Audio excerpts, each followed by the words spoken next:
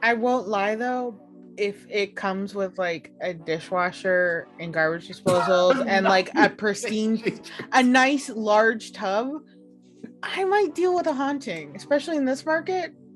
It's got a reasonable garden that I can like plant. I mean, hanging out with the violent ghost once in a while might not be too bad.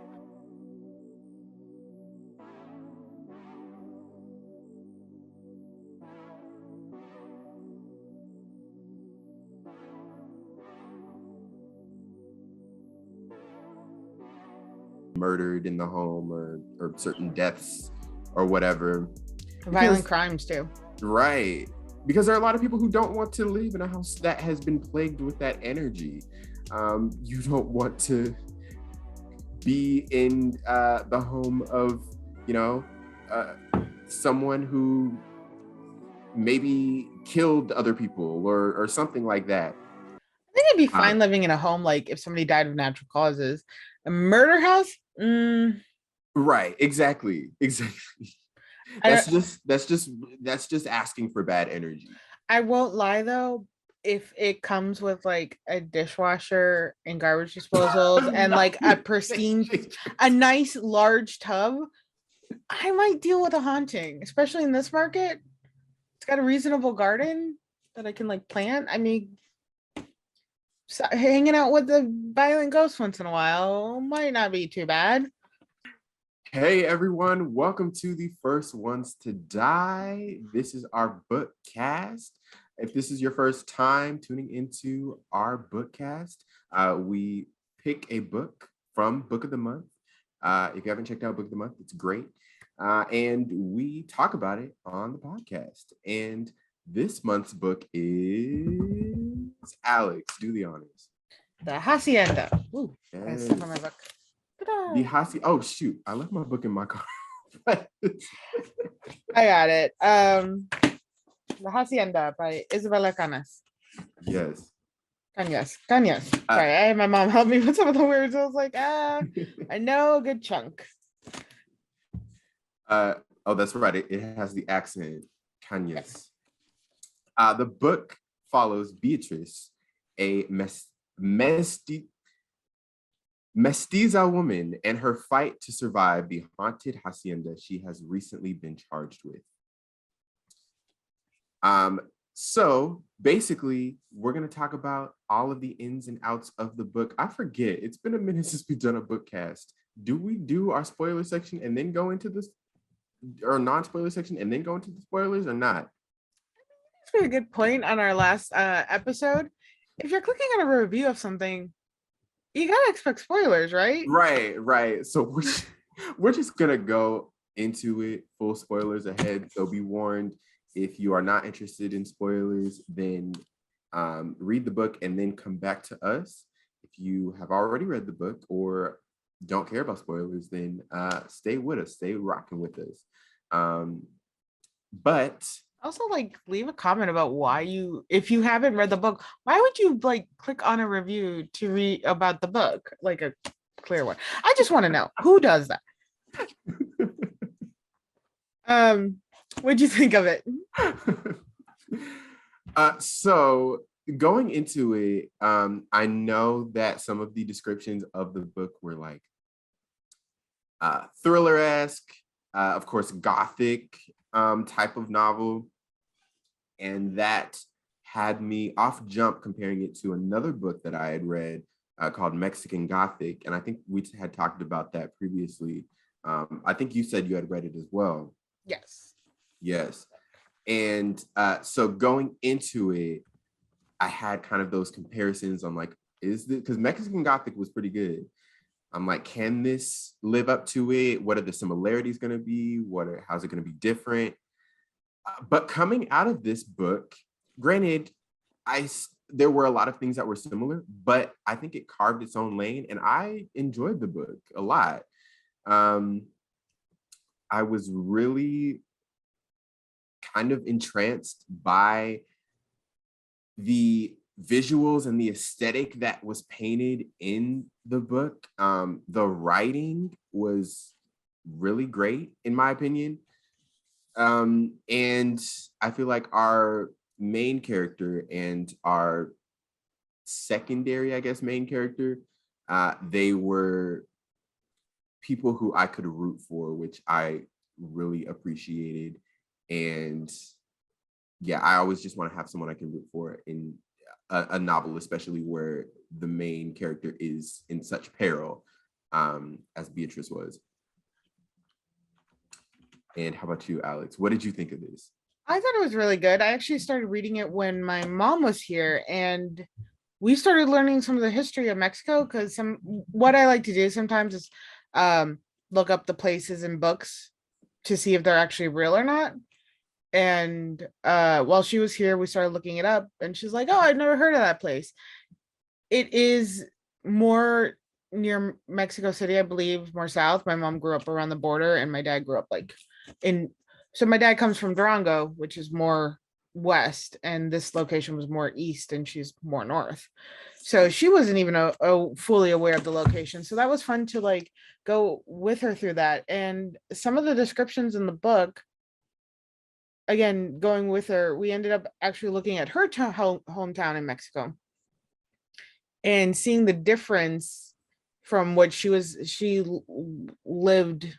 Well, my train of thought, where she lived, back, 40 years ago when she was originally there, to like now. She's like, the difference is amazing. So thinking about the changes that much must be from what that was description in the book to now, because we did take a little peek on Google Maps.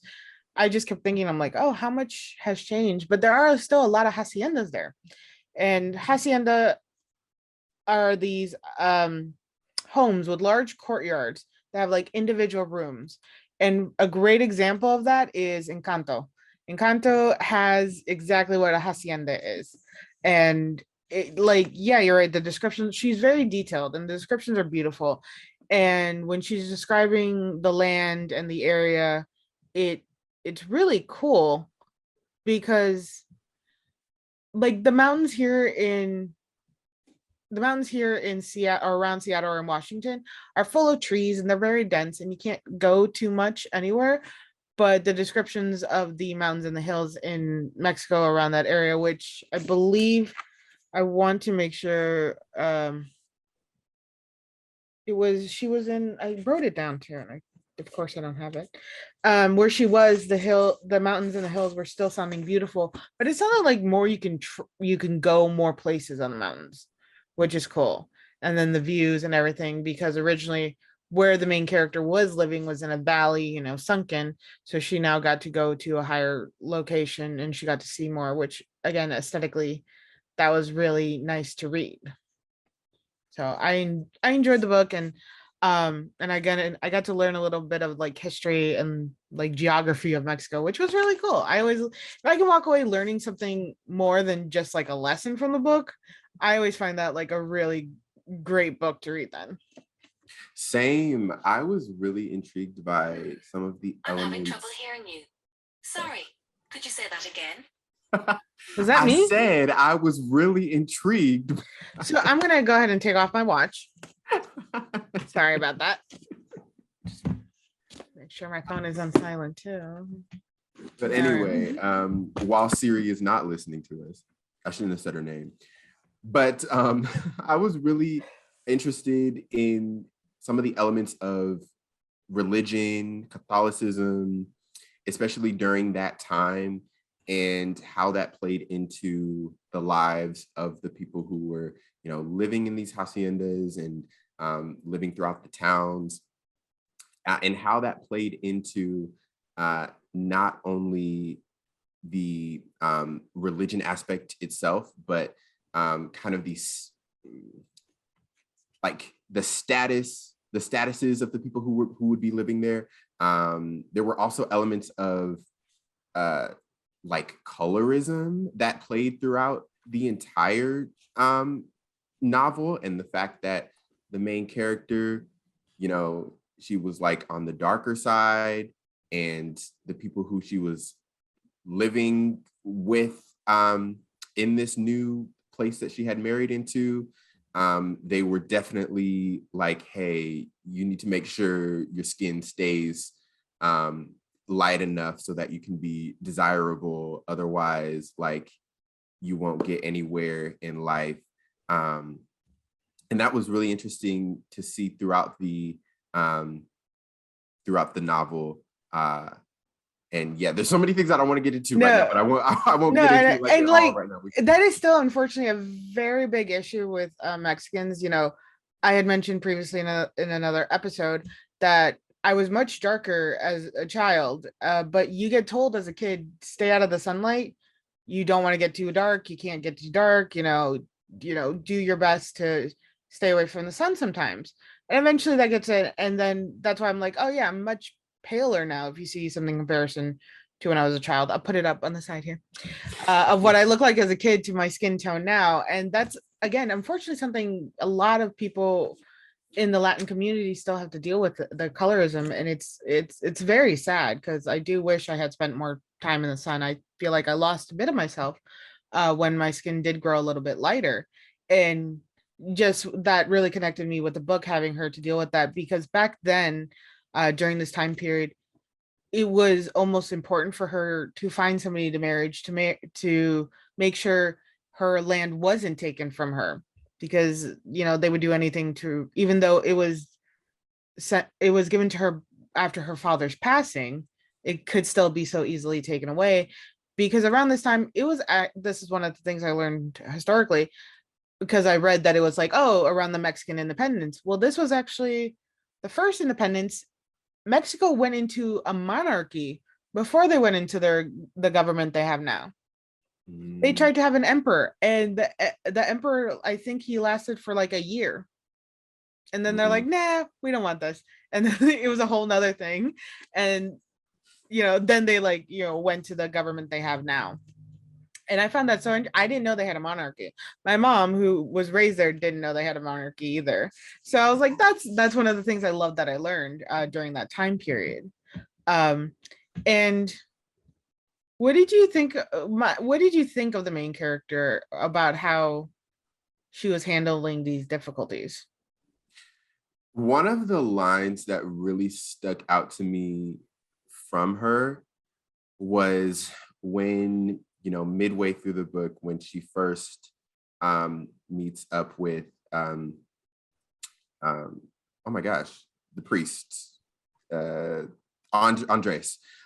When she first meets up with Andres, and she's telling her, that she's been seeing these things around the house. And he is kind of stepping in and wants to be her protector. But then she says, I don't need protecting. I just want to have the tools in order to be protected. And that line stuck out to me because I feel like a lot of times, especially these novels where you have like the quote unquote damsel in distress, they're often treated and seen, and obviously sometimes they treat themselves as that damsel in distress, where they're like, anybody, can you just help me? Like, I can't do this on my own. I need help. But she wanted to prove not only to herself, but, to her mom as well, that she could do this and she could, she could protect herself. And she just needed these tools of this man who happened to be a witch as well, in order to drive these spirits away from the house. And I really appreciated that in her character, and I think that resonated throughout the entire book. Once we got to the end, she felt a little more damsel in distressy, because by the end it was really like Andres who kind of like swooped in and saved the day. But it also felt like she was strong in her convictions, and she wouldn't take any BS from anybody, including Juana or the ghost lady from the house either. So I felt she was a strong character. Towards the end, maybe not as much, but I felt she was a strong character. Well, fighting the ghosts of the past can be exhausting. And I think a lot of that strength came from the memories of her father, because there was another quote in the book. It was about her. She said about, my father fought for independence for Mexico. Every battle he and I marked in red ink on his map was for Mexico. And it's that strength. It was that remembrance that he fought for the independence in his country. That I think that's why she kind of fought for her own independence, where she's like, well, he can fight for the independence, I can fight for my home as well, my land, and my safety. I think at the end, yeah, it was that she needed that help because she was just tired because she was grieving from the loss of her father. She was dealing with this new change in the government in the Mexico land. She was suddenly an owner of the hacienda, and then she was now dealing with a supernatural spirit, which in Mexican culture is taken very seriously. And they still do like blessings and cleansings today. And even I do some of that stuff. Even though I'm not a practicing Catholic or Santa Ana. I think it's Santa Ana or Santa Ana. I don't think that's it. It's basically the Mexican religion where they do almost like voodoo style and the cleansings and things of like that. But I still hold those practices close to me, even though I don't practice the faith like them. And it's a part where you do need help because you're basically just absorbing all this negative energy to remove it from one location to another. And I really liked how they showed that her slow descent into that tired state of having to carry everything on her shoulders until she's like, okay, yeah, I do need help. And like, I do have to admit that. So I thought that was also very powerful for her to finally admit that, like, I need help. Right. Yeah, because sometimes you can't do it on your own. Sometimes you need help. Yeah. Even if it's from a handsome priest. Yeah, exactly. Speaking of the priest, Andres, what did you think of him? And did you expect him to be a witch when it was revealed that he was? I yes and no all at the same time because with the embedding of Catholicism into Mexican culture, because originally it wasn't there. Mexicans are actually Native Americans and they had their own things, and it was actually Spaniards who came over and put that uh faith into that culture. Um so it was a little surprising that like the priest, because I know Spaniards at the time were very, very Catholic, very strict on those rules. But to know he was a witch, it was like, oh yeah, the practices of the past are never really forgotten.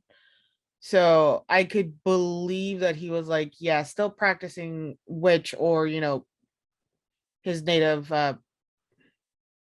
practices. I'm just saying practice a lot, I feel like. So it wasn't a complete surprise, like I said, because I still do some of those things, and I think it's something you can never really lose. And sometimes I feel like witchcraft, or witch, being called a witch, is like not the best term for it, but I think it's the most understandable term for when it comes to like certain types of rituals or practices, when it's like old old world style, basically. Mhm. um but I did enjoy his character. I like how he was written. He wasn't arrogant in his behavior. He was appearing to be very knowledgeable.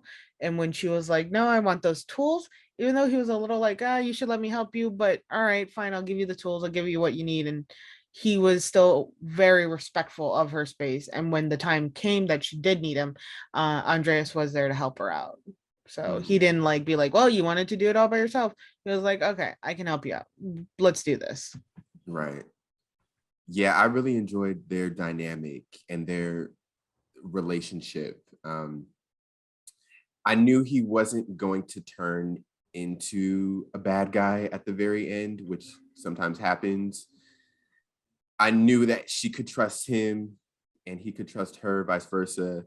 And I really took solace in knowing that throughout the book, knowing that they were faced up against these literal and figurative evils that they had to conquer. What did you think of the evils in the book? I so Or like the I supernatural aspect of it? Let's focus on that one. so I had figured throughout the, because I don't think it was revealed until maybe like 3/4 of the way through that the evil spirit was her husband's wife, her husband's wife that had died. Yeah.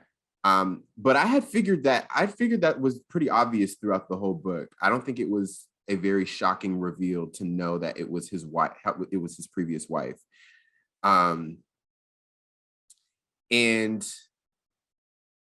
yeah, I think it was written very well. Like the elements of the red eyes and the cold that they would feel when they were walking throughout the house, knowing that someone was watching them.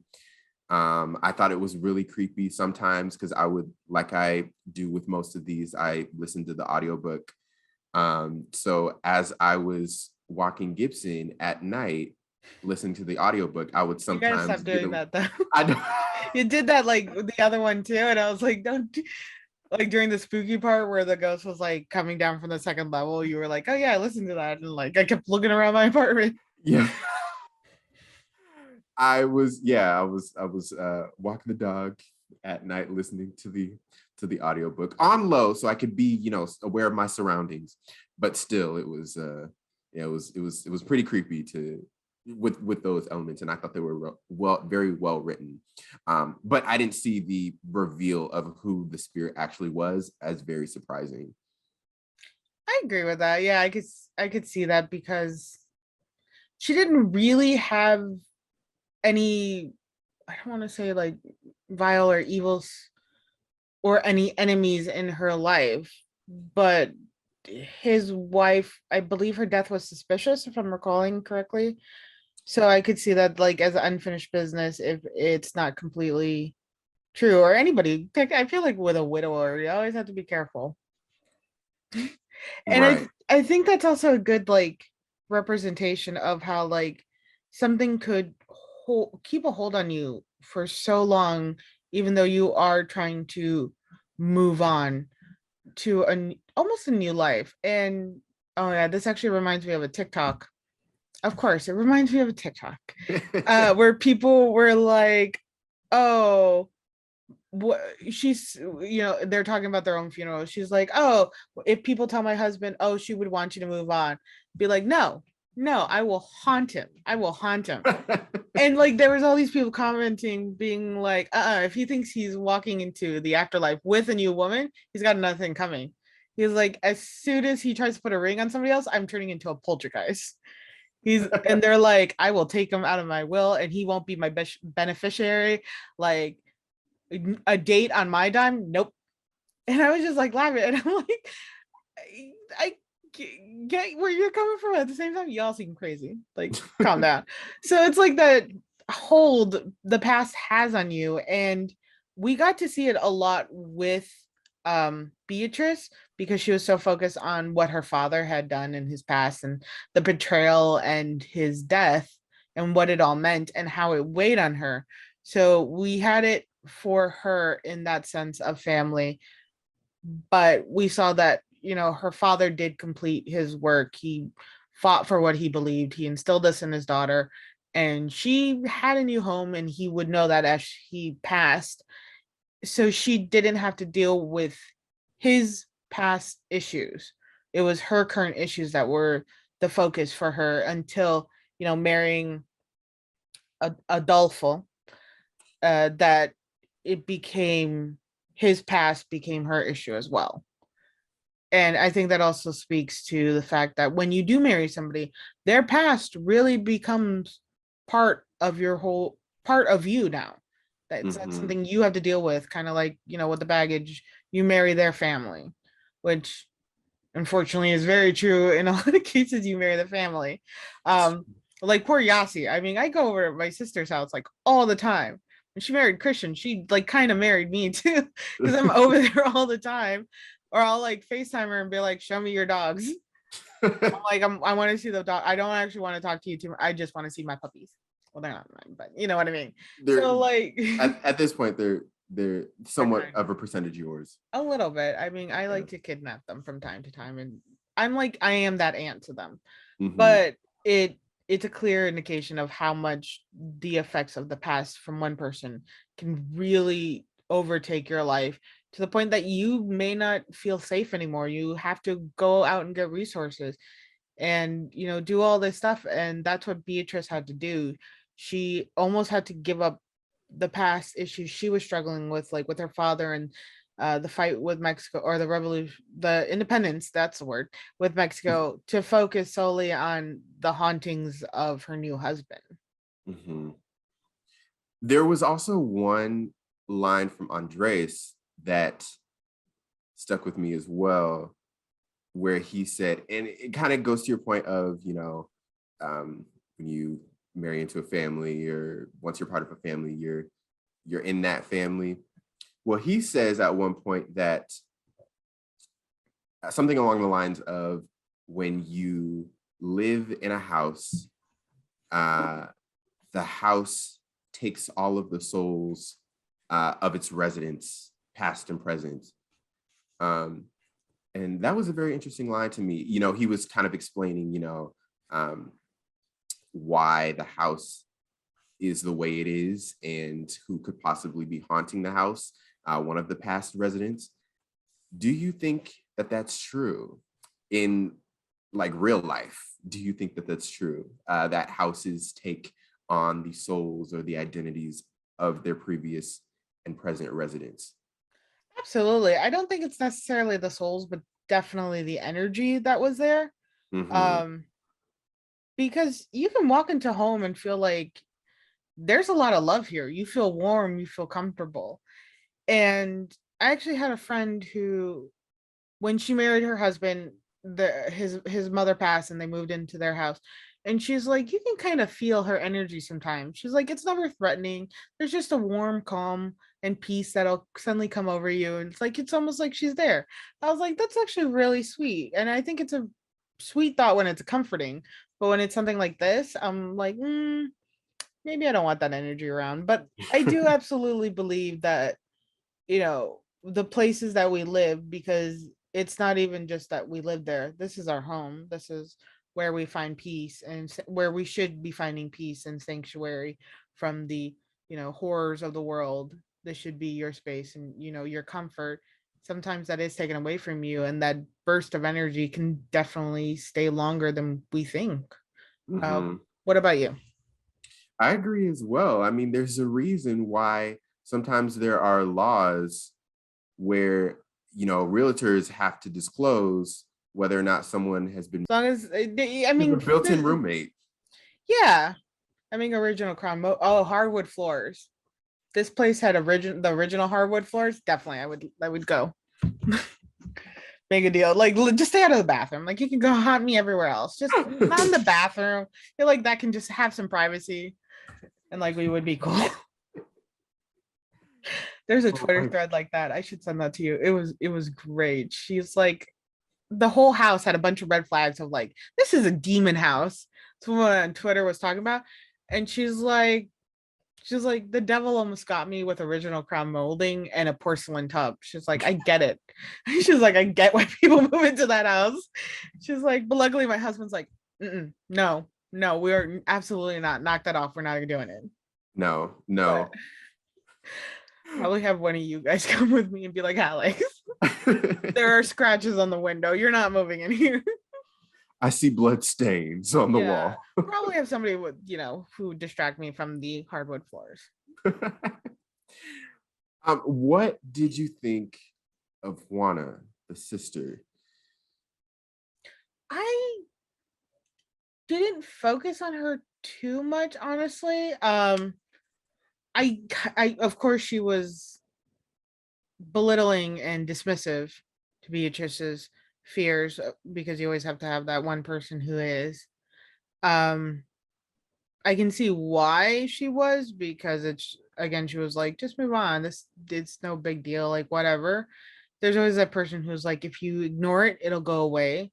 Of course, that's absolutely wrong.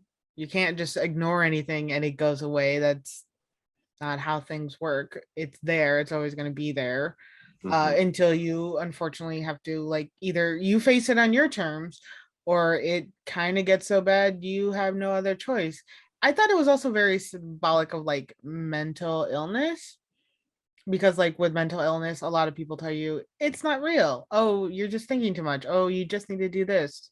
Or, you're just stressed because your father's just died and you just got married and you've inherited. So like she used like all these other excuses, and I think again it connects a lot to like, or it's a good good symbol metaphor. Good Lord, I need to finish my coffee.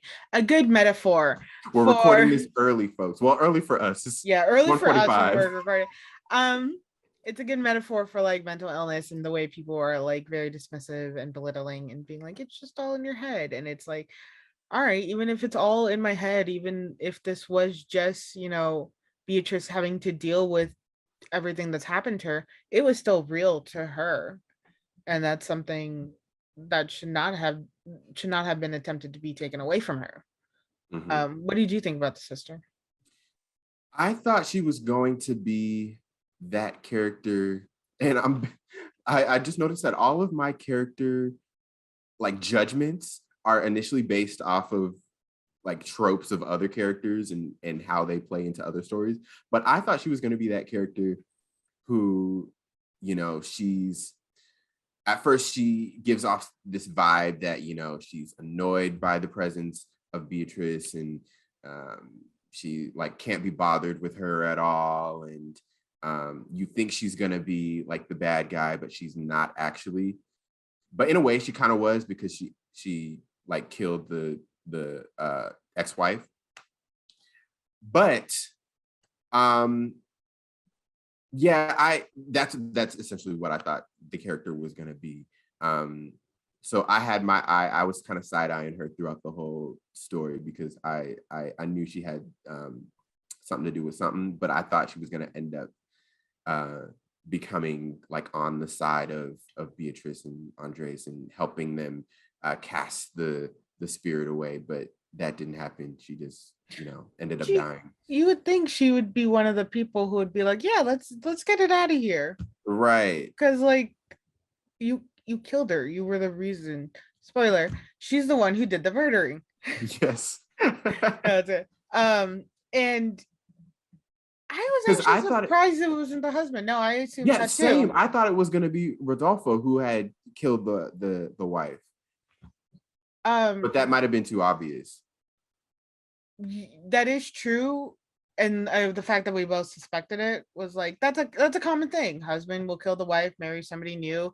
He's wealthy now. She has this whole massive land, and he's like, oh, let me take that massive land. Really, it's the sister. She's Right. crazy, and like honestly, had she just believed Beatrice at the beginning, she probably would still be alive, and then also Exactly. not be caught. Yeah, and the house didn't have to burn down. Oh, I was so sad when the house burned down. I know. That like Because it was it like a character in and of itself too. Well, yeah, like you had to like the energy of the house, it does come alive and it does have this feeling to it, and it's like this is your home. Hmm. Um, I recently saw a picture of the house because there was a TikTok. There was a trend going around where you actually go to like Google and or Zillow or real estate, and you look at the old house you lived in. And I was like, yeah, that seems cool. So I actually searched the house I grew up in. And the moment I saw it, I was like, it almost felt like seeing an old friend and being like, I remember you. I Oh, remember sitting on those steps on summer nights. I remember, playing in the basement where my grandmother lived. And like, I didn't know we had an attic. I was surprised by that fact. I didn't remember that.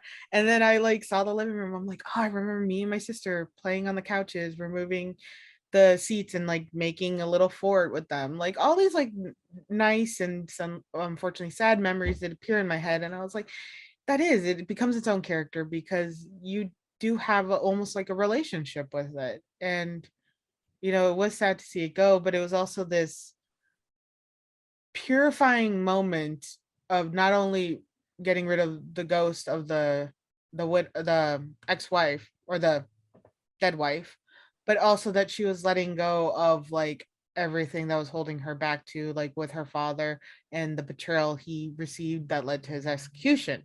She was finally releasing to it because she was so obsessed with it, pondering over these maps, and it made her sick to think of like what he had to go through and like her almost her powerlessness to do anything about it.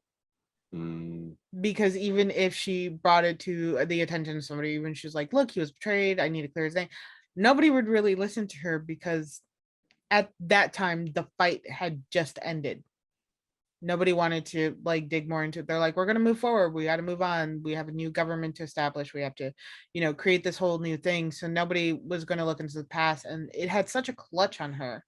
And when the house burned down, it felt like it was so sad, but it was also a relieving moment because she got to rid the ghost of the ex-wife and then also rid the ghost of the metaphorical ghost of her father and everything that she kept pondering and wondering and looking over constantly, not letting her, free and go forward in her life. Yeah. What I guess. Go ahead. Oh, I was just gonna say, my last thing would be about the relationship slash not relationship, and by relationship I mean like relationship between Beatrice and Beatrice and Andres, because there was a lot of, not a lot, but there was a little bit of sexual tension there. So what did you think of that? And were you shipping them? Absolutely. Yes. I don't know if you've ever watched Fleabag. I haven't, but I need to. Oh, first season's second season, best thing. Andrew Scott, love him, amazing actor. So I was definitely on that ship and going for that sail. I thought I liked how they did that because there is the relationship of like trying to, when you are working with somebody to try and protect them, you become protective because the more you get involved. And I think that's what grew a lot more in that relationship than anything. He was like, I'm teaching her how to protect herself. And he's like, I want to know it works. And then he's like, well, I want to protect her now. And honestly, that is a great basis of a relationship. It's respect and desire for protection and, willing to like listen to your partner. So I think that's what, it wasn't really sexual tension too much. Like there was some, don't get me wrong. There was some, but it was more that like he was able to offer her these like basic needs of like, I can teach you and then I can also help protect you if you allow me to. And that's what I really loved about their relationship, was that he really genuinely just wanted to help and he was listening to her. And even though it seemed like sometimes he didn't believe her, didn't dismiss. He didn't say it's just in your head. He's like, all right, this is what we can do. All right, this is my knowledge from my priesthood to my witchhood. Witchhood, I don't know if that's the correct term. But he was willing to use his knowledge from both bases to help her. So I really did like their relationship a lot, and I was definitely on that ship. What about you? I agree. I 100% agree. I was shipping, not too hard, because I knew they had a mission that they needed to complete, and they probably wouldn't have been the best idea to get distracted from that. But from the beginning of the book, we had basically been told by Beatrice from her own mouth that she had just married Rodolfo for a better life, for the money. She wasn't entirely attracted or invested, or I don't even think she said she loved him at all. No. So yeah, so I had no investment in that relationship. So I'm like, all right, go do what you got to do what you want to do, go find love somewhere. And then by the time they were, doing the thing, solving the mission, and then Rodolfo comes back and turns out to be, a POS. I was like, okay, go for it even further. Like, forget that this dude. Now you have even more reason to go after Andres. So I was rooting for them from beginning to end. I mean, a lot of marriages back then were like that. So it kind of makes sense. She was like, well, I have to think about, securing my future, especially in a time that was so unsteady after a war. Like, she's like, well, if I have my land and I marry and I have money, I also she has the marriage security too. I could see like why she did that, and it was like that makes more sense to me sometimes than like marrying out of love. like I get it and I understand it, and being with somebody who, you know, you love and all that stuff. But also there's that time of security in an unsecure time.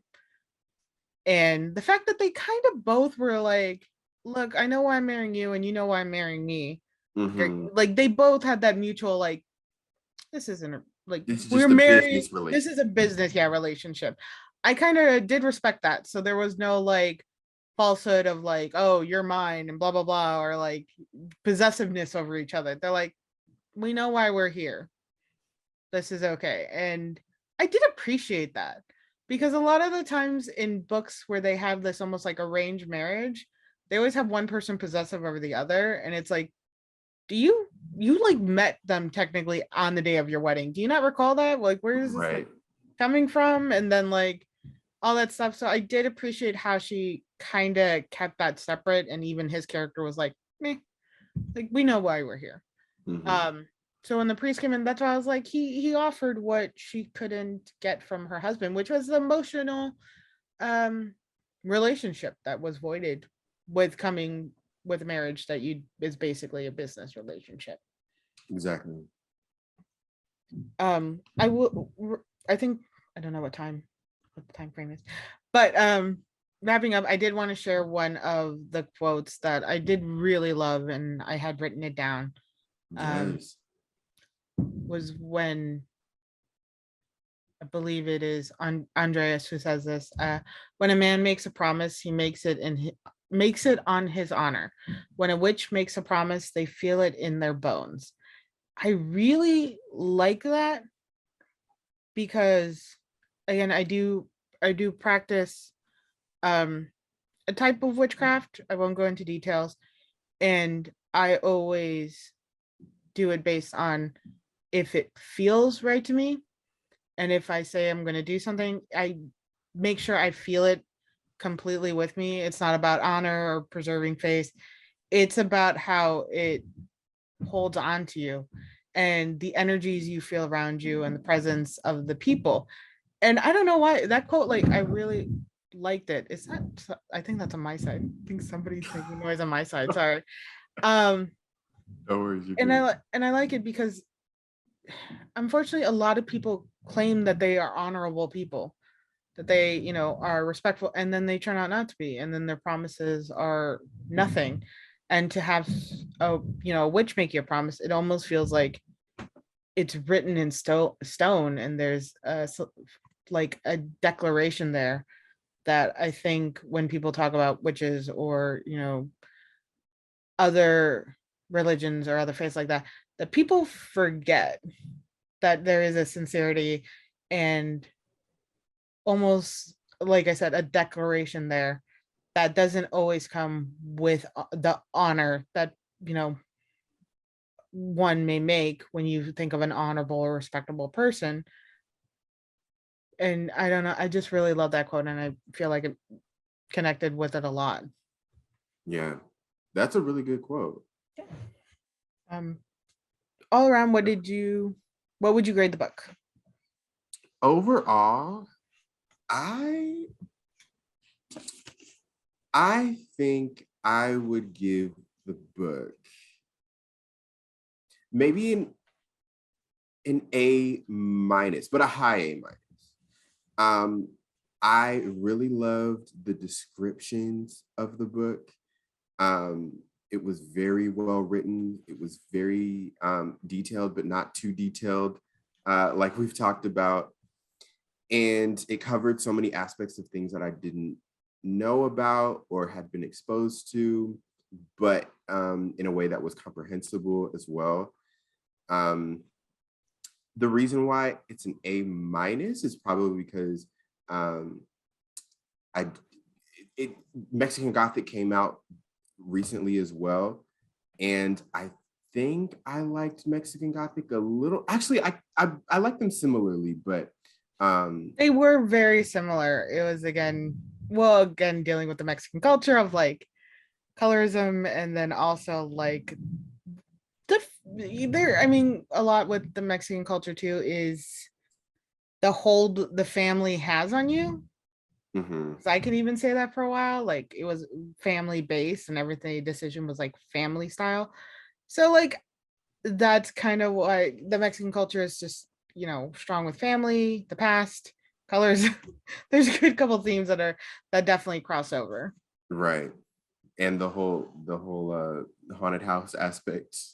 Stop reading those books while walking Gibson. I don't- Or stop listening to like you gotta read something happier, man.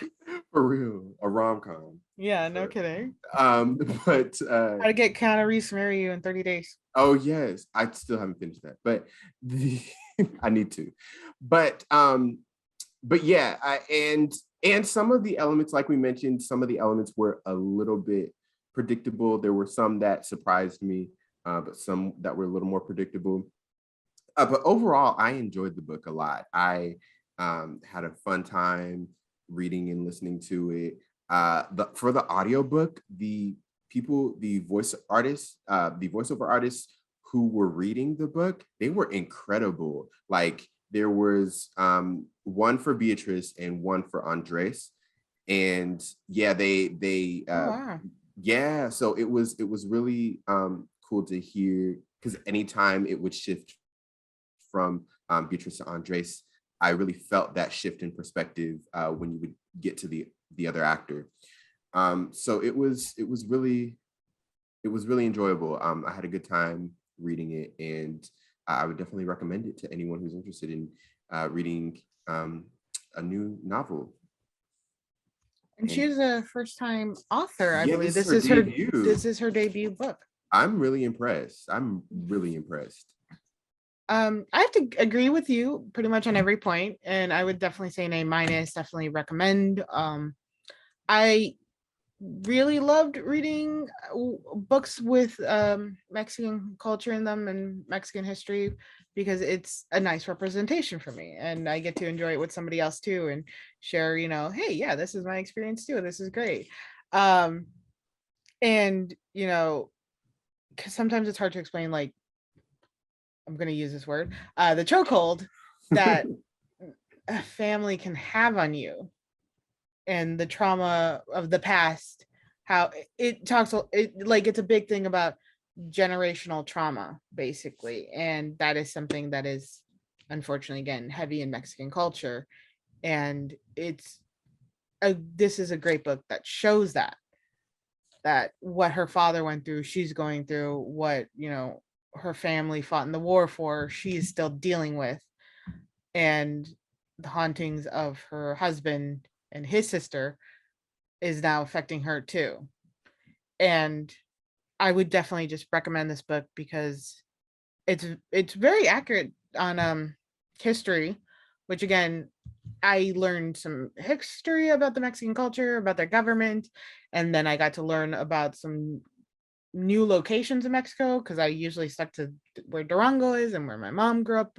Um, and I can't remember, I'm sorry, her state in Mexico. So I got to walk away from this book not only reading a good story, not only connecting it, but getting to learn other stuff. And that I always say is one of the best things I can get from a book. When I can learn more and when I can walk away with more knowledge than I previously had, I think it's perfect. It's great. There were a couple grammatical errors I found. Uh-oh. Yeah. So I will say that. So that marks it down because that's how I am. Yeah. But overall, it was well written. Pacing was a little slow at the beginning, but it did pick up. And then I love the relationship she had with Andreas. I wish there was more, but at the same time, I did Yeah, like because they kind how of left, they yeah, parted ways, and that was it. yeah, which again was like Fleabag, where they parted ways, where you're like, I want more, but at the same time, I like that they respected his commitment to his priesthood. Um, it showed respect to his character, and it showed respect to her that she wasn't willing to try to remove him from that because she knew it was important to him and that he could help a lot more people as well. Mm-hmm. So I did like the respect of their relationship. I did want more, but I did appreciate the respect of the relationship. Um, But in the end, no, yeah, great book. I love it, and I would recommend it to everybody, pretty much. Which is, we haven't read a book that I'd actually recommend to everybody, so I appreciate that too. And Hey, that's a win. That's a win. yeah, and Isabel Canas, the fact that this is her first published book, I don't know if she's has any other work out. Um, it's it is incredible that she was able to write such a riveting book and something that captured, you know, Mexican culture, the past, and so much feeling in one book for her first novel. So much respect to her, and I can't wait to see what else she puts out there. For real. Yeah, it was really impressive. I'm just imagining how much research and stuff she had to do in order to Oh yeah, write the the book. first like chapter, I was with my mom on Google Earth being like, all right, so we see that. Oh, this is the town. Okay, all right. So we're like, she must have lived there with her aunt. Yeah, so we were like mapping things out because my mom's a big nerd like me and does the same thing. Nice, nice. Yeah. I also, this is a side note, but there were a couple times when the word bitch was uttered. I was like, I didn't realize that was a word back in the day. that it had been used, at least in that context. I actually don't know if that is true. That's a good point. Yeah, because she was like at one point to the ghost, she was like, "Come here, bitch," or something like that. And I was like, There was probably a word in Spanish that that, was translated. Yeah, that's what yeah, I was to thinking. I was like, but I was like, actually now I wonder that. That's a good point because the cursing we use today wasn't always a cursing back then. right. Huh? No, that's a really good point. I wonder if that is accurate or not. That's just like she insulted her. That's a word everybody knows. All right. Well, good review, great book. Alex, where can people find you on social media? They can find me at Alex and Nobody on Instagram and on TikTok, where I post little videos of me and Cheddar, me basically just annoying him and the dogs.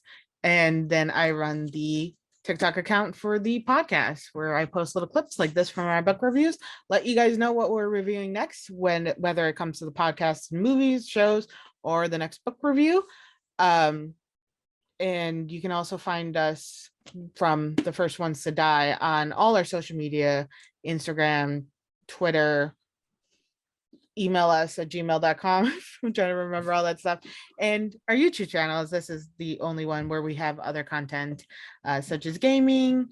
And we're trying to put up on Twitch soon. Hopefully we get to play on that soon. I'm excited for that. And, come check out our other content that we have. What about you, Jonathan? Where are we finding you? Yes, you can find me at Jonathan Keys on Twitter, Instagram, wherever you please. This week on the podcast, we will be reviewing the Bob's Burgers movie. So that should be exciting. And listen to our podcast, rate us 5 stars, leave us a review, leave us a comment in this YouTube video. And let us know what books you're reading right now. Let us know if you read this book. What were your thoughts on it? And yeah, we'd love to hear from you. With that being said, we'll see you all in the next one. And have a great day. Bye. Bye.